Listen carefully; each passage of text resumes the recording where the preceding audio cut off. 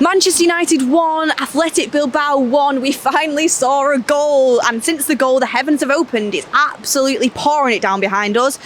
But I'm really happy the people of Dublin in Ireland got to see that goal from Manchester United, scored by Facundo Pellistri. It was a long time coming, a red card in the game as well. It just felt like we're forever waiting for that goal after some really good spells, but just again lacking that number 9, lacking that threat in front of goal. But this is the post-match review. We're going to be breaking it all down, talking about individual performances and the team performances and the last game of the pre-season. 8 out of 8. We move on to Wolves next, and it's time to get serious, but we are supported by OneFootball on today's video. And if you haven't downloaded OneFootball already, I don't know why you haven't, because it's brilliant. You get live in-match updates, the quickest one for live match updates. I love using it when I'm not necessarily watching the game, because I get to see it immediately before any other app. Transfer news, player data, everything you could want football related inside one app, and you can download it for free with a link in our description or scan the QR code as well, so make sure you do that. But like I said, Athletic Bilbao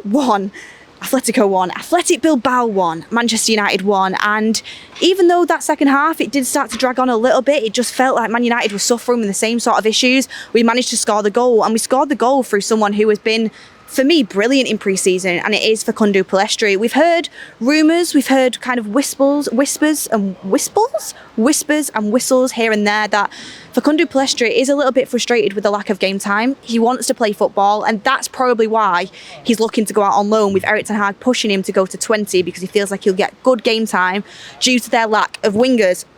That is in the Eredivisie as well, in the Dutch league. So, but I don't want Facundo Pellistri to go. Again today, he looked like the shining light of the team. He was taking on players, he was getting dribbles past players, he was getting fouled left, right and centre. He was getting into really good areas. He was pressing and actually winning the ball back really, really well.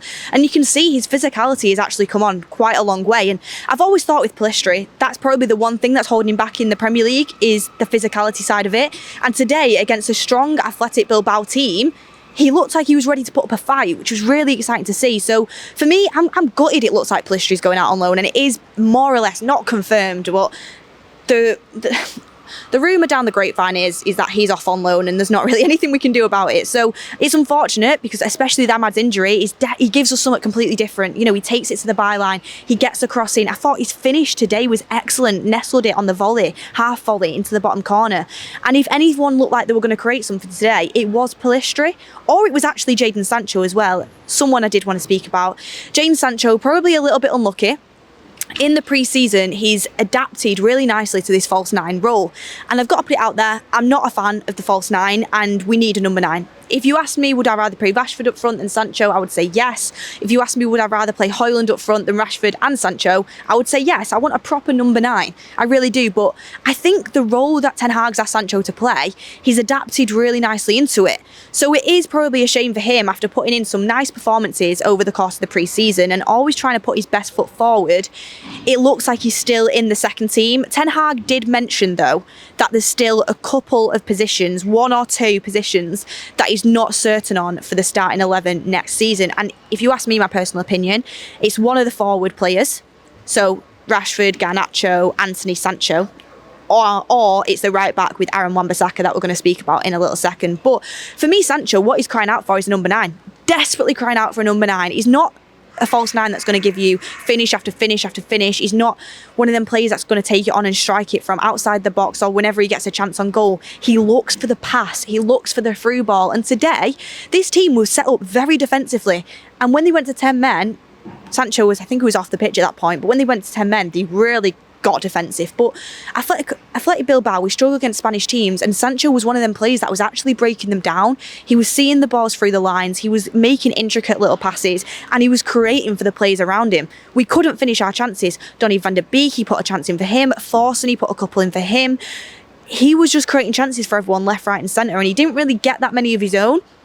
But I think he had one actually that he probably should have finished, but the chances he was creating, I just keep thinking Højlund, because when he had Haaland, obviously a different player, I'm not going to be one of them that's comparing Haaland and Højlund, don't worry, but when he had Haaland at Borussia Dortmund, that is when you saw the best out of Sancho. And I saw glimpses today, and I know he's playing in a second string team, but what my worry was in Oslo, because that was the first pre-season game I did, my worry was that he's not really standing out in this team full of youth players. Today I thought he stood out. Him and Pellistri in the forward line massively stood out. We just need a goal-scoring number 9. But when I talk about positions that are up for grabs, and the right-back spot, I spoke about it in my preview. Also, I just want to say a massive apology. If you watch my preview, I did get Johnny Evans' nationality wrong. I thought, Ireland, he was from Ireland. He's not. He originated from Belfast, which is in Northern Ireland, and it's a big mistake to make. My first time in this country, in this region. So I take that back, and I'm very sorry. I've learned my lesson on that one. I know he's from Northern Ireland now. But the next position up for grabs is, I feel like, right back. And Wan-Bissaka today, he just looked a little bit off. He didn't look bad. He just didn't look like his usual self. And I was trying to think to myself, is it the players he's got around him? Is it just the fact he's maybe feeling it a little bit from being dropped yesterday when he probably expected to start and Dalot started over him? Because for me, yesterday was, this is my starting 11 for Wolves. That's how I felt it looked. So maybe it was the hangover from that and just being a little bit gutted he's been dropped after playing pretty well. But Wan-Bissaka maybe taking a little bit too long on the ball, and he still was good. I've got him at his really high pedestal now because I think he can be a very, very good right back, and he has been. And today he wasn't a bad performance. He didn't really shine. If I'm Wan-Bissaka, I'm looking back and I'm thinking, does that performance warrant me the starting position against Wolves? And I honestly think, no, on the back of it, maybe Dalot's going to get it. And I'm not saying Dalot massively deserves it either, because he wasn't great yesterday. But if he's looking to play that more attacking lineup and push his fullbacks forward, then maybe Dalot will get the pick. That's my prediction. I think Dalot will start against Wolves off the back of this, not just purely off the back of this, tactics as well. He didn't really put himself massively in Erik ten Hag's viewpoint to be picked. He didn't put in a performance where he's like, I have to pick Wan-Bissaka against Wolves. He put in a brilliant show. But I still think that place is up for grabs with Dalot and Wan-Bissaka. And I have already said, if it was my decision, I would be going with Wan-Bissaka at this moment in time. But let's just wait and see. One thing I did want to bring up, which wasn't nice to see. I mean, it's never nice to see Harry Maguire just making mistake after mistake after mistake. And today, again, it's a full sold-out stadium here at the Aviva, and you can see behind me it's absolutely huge. The crowd was roaring, it was ready, and Maguire just never looked stable throughout the game. It looked like Lindelof didn't really trust to pass it to him. Some of the players didn't look like they really trusted to pass it to him, and he had a few moments where, took the ball, but for me, there's just such a stark difference between Varane and Martinez. And, I don't want to drag Lindelof into it, because I think Lindelof distributes the ball nicely. I don't know what it is. Maybe it's the second string players, but it's the common denominator for me is Maguire. He takes too long on the ball and he's prone to the mistake. Every time he got it was a little bit like a hot potato, and that actually did cost us our first goal, which was completely against the run of play. Man United were dominating without scoring, which we usually do. We got cut open, and it wasn't even like it came from the fact we got cut open. We got cut open, we gathered the ball back, and Harry Maguire just completely gives it away to Bilbao, and they end up scoring, which is really unfortunate, completely against the run of play. And then one thing I would say is, I'm sick of this happening. I think Maguire needs to move on. I don't think he can handle it at United. I honestly don't.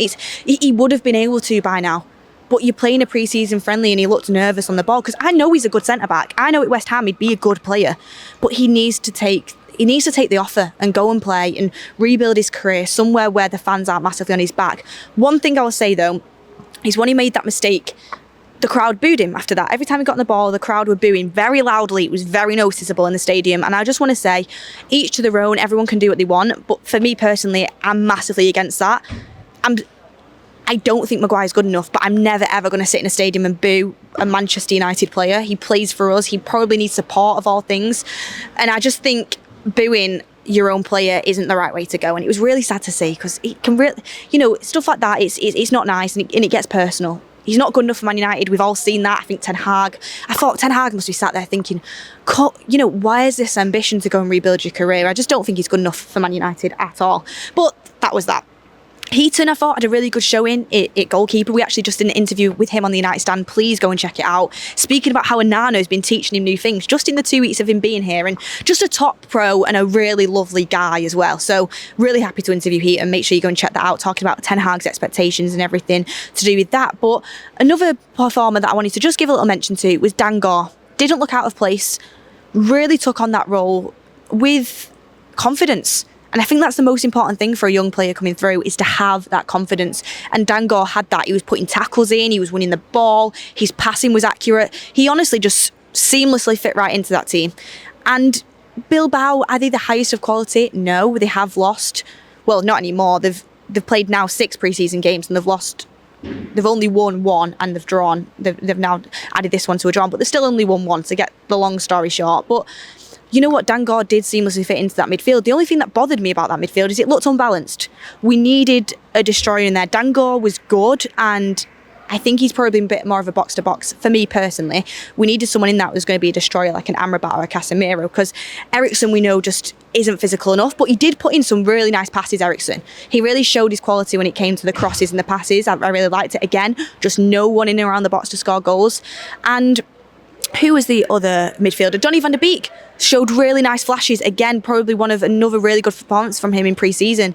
Quick, intricate passes. And I still think it's Donny van de Beek's time to go. I think that's why he got took off at half-time, because it's that point where you don't want him to get injured and you don't want to jeopardise a move for him. But I thought he played really well, and hopefully that just keeps putting him in the shot window for us to get a good free for him and to eventually bring Amrabat in, because we're in desperate need of Amrabat. Really, really need Amrabat, you can tell. I know it's only a second string team, but you can tell. And one thing we need is, and it's made it more clear to me, Højlund being out for the first few weeks of the season is a huge, huge miss. I know it's been said it's the maximum probably 3 weeks it's going to be. We need him back as soon as possible, even though he's not even started yet, because we're in desperate need of a number 9. The striker situation is a problem. We cannot score goals. We have no one in there that's, got that presence, and he's having them touches in the box, which is exactly what Højlund will bring. Joe Hugel's, coming through, but he's nowhere near at that level yet to come in and, start in the Premier League for Man United. But we need, not only do we need Højlund, we need to get, if we're looking to get anyone after Amrabat, please get, any other sort of striker, an experienced striker that can come in and add depth to that position, because we're missing it. We need someone to bounce off. We need someone to play off. We need someone how many crosses came into the box today and there was just nobody there. But that's where we're at. I think it's a few similar issues that we've had throughout the whole pre-season, and hopefully with the likes of Højlund and Amrabat and maybe even potentially another striker, I think we can fix them. I'm excited for, the players coming through. Dangor is definitely one to watch this season. Gutted Pellistri's going out on loan, but I wish him a great loan spell and I hope it works out for him at United. It's been a pleasure watching him pre-season. And yeah, I think Sancho, if he gets a number 9 in, you start to talk about Sancho a little bit more. But let me know in the comments, what would your starting 11 be for the start of the Premier League season against Wolves at Old Trafford? Would you start Wan-Bissaka? Would you start Dalot? Would you move Sancho into the forward, or would you go with Garnacho, Anthony, Rashford? Let me know what you guys think. And who's impressed you most on this pre-season tour? Are you worried going into the season? Are you positive? What's your predictions? I'm saying it here right now. I'm going for 2nd or 3rd, but you know what? Sack it. I'll go for 2nd. I'm always being positive. But thank you everyone for joining us on the pre-season tour. It's been an absolute pleasure. And yeah, I feel like I'm ending a show. Thank you everyone. Good night. God bless. Hit a like on the video, subscribe to the channel, and we'll be back for watch-alongs and fan forums with the Premier League next week. See you then, everyone.